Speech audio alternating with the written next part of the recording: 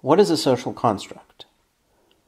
Well, a social construct is, as I define it, and this is my definition, so maybe this is not what everyone else thinks, but I think this is the most useful definition of the concept of a social construct.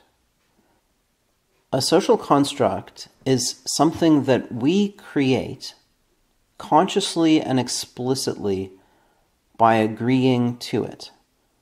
We construct something in social reality by agreeing that it exists, or by going through some ritual that has that conventional result. Like by convention, if we do these things, then we have created this thing. Okay, it's something we sort of pretend exists, but it's not really pretending because it does exist. The simplest example of this is an agreement. An agreement is something real that exists, right? It has some kind of reality. Like if I agree to do something, we say, oh, well, how about we'll have a discussion at 4 p.m. this afternoon, and you say yes. Well, through those communication acts, we have created something. We have created an agreement. And that is a social construct.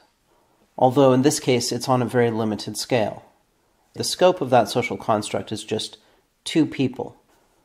Although others could be aware of it. It gets a little bit complicated. But basically, by agreeing to something, we have created rights and obligations. Now we are both obligated to show up for the discussion, right? Whatever we agreed to, we are now both obligated to do. And all of our rights and obligations are created in roughly that way. Okay, rights and obligations don't exist in nature. Nature doesn't have rights and obligations. We create rights and obligations socially. And this is something that we have invented. We have invented this way of organizing our behavior. Or maybe we haven't invented it, but it culturally emerged.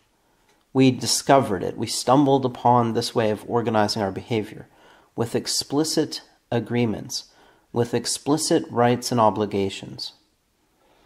I'll go through some of the things that are social constructs. Laws, money, property. Like if you own a house or you own a car, the ownership is a social construct. It's just an idea, but it governs our behavior because we agree to, because partly by convention and partly by conscious agreement, we govern ourselves using these ideas, right? So people won't try to drive your car because it's yours.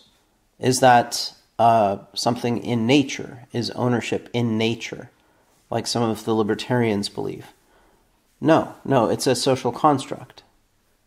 We create ownership just by, going through certain acts, certain communication acts that we have conventionally agreed, agreed either consciously or subconsciously, constitute the mechanism for constructing ownership.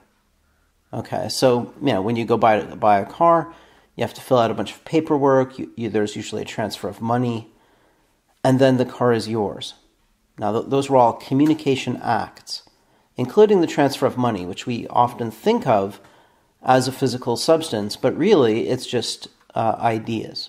And it is moved around, it is moved between people by communication acts, right? Money is transferred from one person to another by writing things on a piece of paper or by changing digits in computer systems around the world. So all of those things that we often take for granted and that are very important to our lives, such as laws and money and property, anything that confers rights and obligations, all that stuff, it's all socially constructed. Marriage is another example, or the President of the United States. Donald Trump is a person, but what makes him the president of the United States is there is this process by which this idea that he is the president of the United States is constructed. Okay, so the presidency is a construction. Donald Trump is a real person. All right? Just like your car is a physical object, but the fact that you own it is a social construct. All right, so there's this whole space of ideas that we use to govern ourselves that I would call social reality. It is a reality that is meaningful and important, but it is entirely socially constructed, and its realness is just that people believe in it, that, we sort of all tacitly agree to act in accordance with this system of ideas. Okay. And most people are not even aware of this system of ideas because it's just there, and they don't even think about it. They never ask, oh, what really is the law? What is money actually? What is marriage actually? Well, those things are just ideas. Okay, so that's my definition of a social construct. It is one of these ideas that we explicitly create to mediate social interactions and to govern ourselves. Property, money, laws, roles, like your job, your employment, that's a social construct. Any contract, all that stuff. That's all social reality, and that's all socially constructed.